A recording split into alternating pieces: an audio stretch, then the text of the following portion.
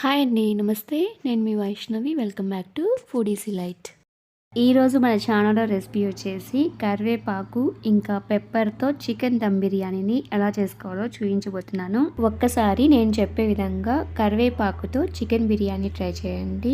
స్పైసీగా కరివేపాకు ఫ్లేవర్స్తో చాలా టేస్టీగా ఉంటుంది. సో ఇక ఆలస్యం చేయకుండా కరివేపాకు మరియు పెప్పర్ చికెన్ బిర్యానీని ఎలా చేసుకోవాలో చూసేద్దాం. ముందుగా స్టవ్ పైన ప్యాన్ పెట్టుకొని అందులో 1 కప్పు కరివేపాకుని వేసుకోండి. ఇప్పుడు మంటని సిమ్కి అడ్జస్ట్ చేసుకొని కరివేపాకుని క్రిస్పీగా అయ్యే వరకు వేపుకోవాలన్నమాట.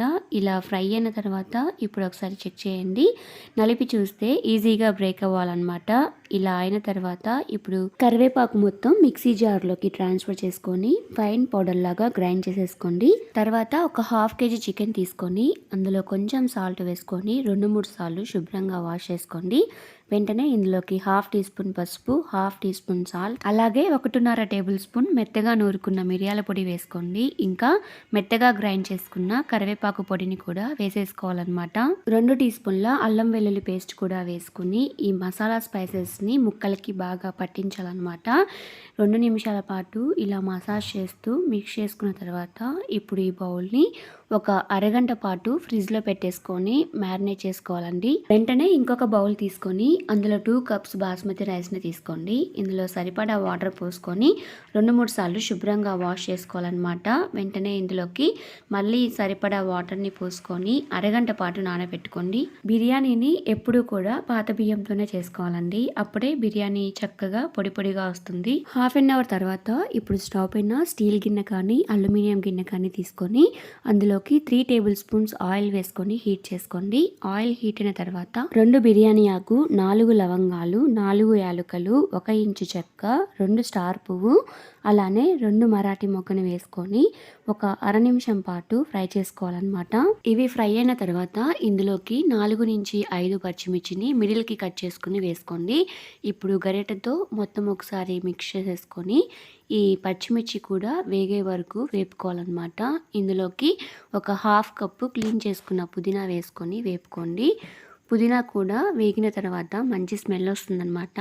ఆ టైంలో ఇందులోకి 4 మీడియం సైజ్ ఆనియన్స్ని సన్నగా పొడవుగా కట్ చేసుకుని వేసుకోండి. వెంటనే గరిటెతో ఇలా మొత్తం ఒకసారి మిక్స్ చేసుకొని ఈ ఆనియన్స్ని 1 నిమిషం పాటు వేపుకోవాలన్నమాట. వెంటనే ఇందులోకి 1 టీ స్పూన్ అల్లం వెల్లుల్లి పేస్ట్ కూడా వేసుకొని ఇది పచ్చి వాసన పోయి అలాగే ఆనియన్స్ కూడా లైట్ బ్రౌన్ షేడ్లోకి వచ్చే వరకు ఫ్రై చేసుకోండి. ఆ తర్వాత ఇందులోకి 2 మీడియం సైజ్ టొమాటోస్ని ఇలా ప్యూరీ చేసుకుని వేసుకొని ఇప్పుడు ఫ్లేమ్ని మీడియంకి అడ్జస్ట్ చేసుకొని ఈ టొమాటో ప్యూరీని ఒక 2 నిమిషాల పాటు కుక్ చేసుకోండి. ఆ తర్వాత ఇందులోకి 1 టీ స్పూన్ కారం, 1 టీ స్పూన్ బిర్యానీ మసాలా, అలానే ఒక 1/2 టీ స్పూన్ గరం మసాలాను వేసుకోండి. ఈ మసాలా స్పైసెస్ని కూడా 1 నిమిషం పాటు వేపుకున్న తర్వాత ఇప్పుడు ఇందులోకి మ్యారినేట్ చేసుకున్న చికెన్ పీసెస్ మొత్తం వేసుకోండి. ఇప్పుడు మంటని సిమ్కి అడ్జస్ట్ చేసుకొని ఈ గ్రేవీ చికెన్ పీసెస్ పూర్తిగా కలిసేదాకా గరిటెతో కలతిప్పుకోవాలన్నమాట.